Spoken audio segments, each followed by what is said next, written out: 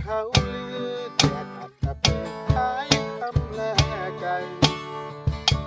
แดนอาถรรพ์หรือน้ำนั้นก็ไปไกลดินแดนเมืองสนามใสไกลทุกแหวนแดนดินอีกหนึ่งแทนใจเขาส่งไปให้กับพี่น้องอาหารเข้าปากคือของหากตอบสนองให้ทั่วถึงอดทนเอาไว้วันหนึ่งผ่านไปชีวิตคงดีบนสู่ผิดแปลกแห่งนี้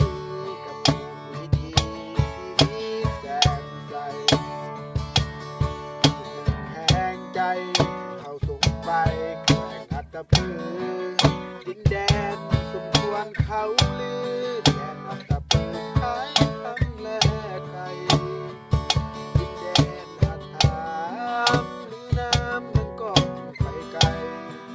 ดินแดนเมืองสนามใสท่วมไปไกลทุกแดนดินแห่งใจเขาส่งไปให้กับพี่น้องอาหารเข้าปากคือของอาจตอบสนองให้ทั่วถึงอดทนเอาไว้